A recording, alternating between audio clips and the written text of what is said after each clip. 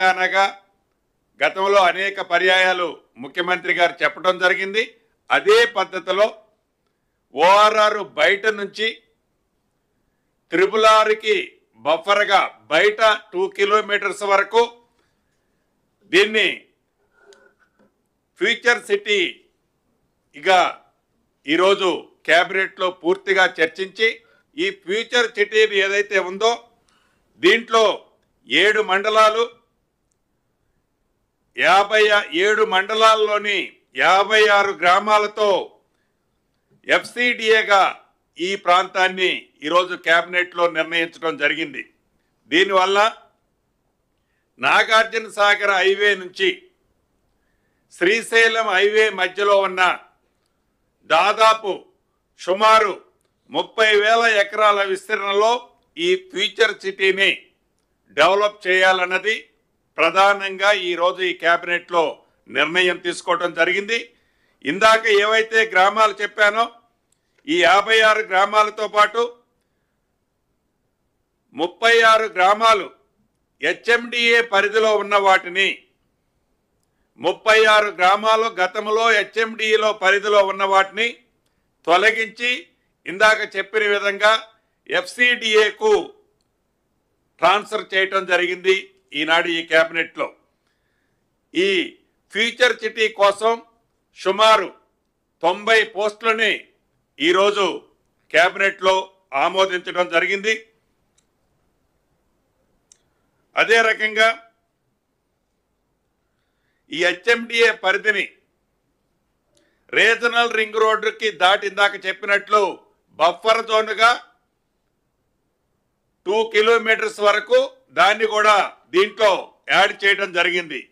ఈ మొత్తం ఈ 2 కిలోమీటర్స్ బఫర్ జోన్ కూడా కలుపుకుంటే 11 జిల్లాలలో 104 మండలాలలో సుమారు 1355 గ్రామాలతో ఇప్పుడు హెచ్ఎండిఏ పరిధి ఇంక్రీజ్ కాబడింది. 11 జిల్లాల్లో 104 మండలాల్లో 1355 గ్రామాలు ఇప్పుడు మనం అనుకునే హెచ్ఎండిఏ పరిధిలోకి రాబోతుంది. ఈ విస్తీర్ణంలో కొత్తగా 332 రెవెన్యూ గ్రామాలు, ఇందాక ఈ గ్రామ పంచాయతీలు, ఇవి 332 రెవెన్యూ గ్రామాలు ఈ కొత్త హెచ్ఎండిలో పరిధిలోకి రాబోతున్నాయి. అదే రకంగా ప్రధానమైనది ఈ ఇందిరమ్మ ప్రభుత్వంలో 1 కోటి మహిళల్ని కోటీశ్వరులను చేయాలి అనే చిత్తశుద్ధితో ఇందిరా మహిళా శక్తి మిషన్ కింద 2025 పాలసీని మహిళల కోసం క్యాబినెట్లో ఆమోదించడం జరిగింది.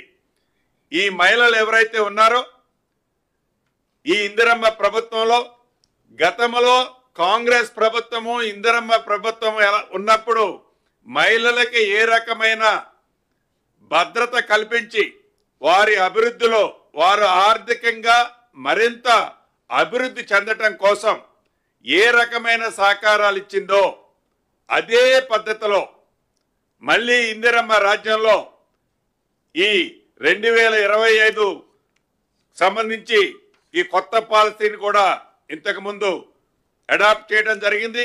గతంలో గ్రామీణ ప్రాంతంలో ఉండే వాటిని సెర్ఫ్ల కింద, అదే రకంగా పట్టణ ప్రాంతంలో ఉండే ఈ మహిళా సంఘాలని మెప్మా ఆధ్వర్యంలో 2 సెక్టార్లో బైఫర్కేషన్ అయి ఉండేవి. ఈరోజు కేబినెట్ తీసుకున్న నిర్ణయం ప్రకారం ఇకపై రాష్ట్రంలో ఉండే అన్ని మహిళా సంఘాలు ఒకే అంబరిల్లా కింద, ఒకే గొడుగు కింద ఉండాలని కేబినెట్ నిర్ణయం తీసుకోవడం జరిగింది.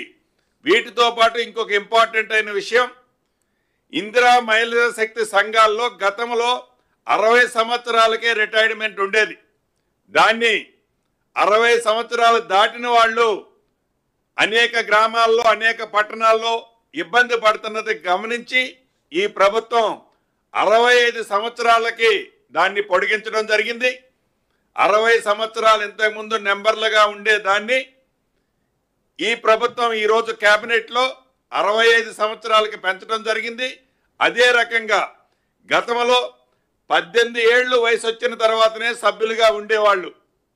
ఇప్పుడు దాన్ని 15 ఏళ్లకి కుదించడం జరిగింది. అంటే 15 సంవత్సరాల నుంచి 65 సంవత్సరాల వరకు ఈ మహిళా సంఘంలో నా ఆడబిడ్డలు మన ఇందిరమ్మ ప్రభుత్వంలో అది పట్టణాలలో కానీ గ్రామాలలో కానీ సభ్యులుగా ఉండవచ్చు అనేది ఈనాడు కేబినెట్ నిర్ణయం తీసుకోవడం జరిగింది. అదే రకంగా తిరుపతిలో ఏదైతే టీటీడీ బోర్డు ఉంటుందో అదే పద్ధతిలో యాదగిరిగుట్ట లక్ష్మీనరసింహస్వామి ఆలయం బోర్డును కూడా ఏర్పాటు చేయాలని ఈరోజు కేబినెట్ నిర్ణయం తీసుకోవడం జరిగింది. ఇందులో అందరికీ వీలుగా Telangana charitable and Hindu religion institutions and endowment act 1987ని సవరించడం కూడా జరిగింది ఈరోజు కేబినెట్లో. ముఖ్యంగా మనం టూరిజం అంటే మనకి తెలియంది కాదు.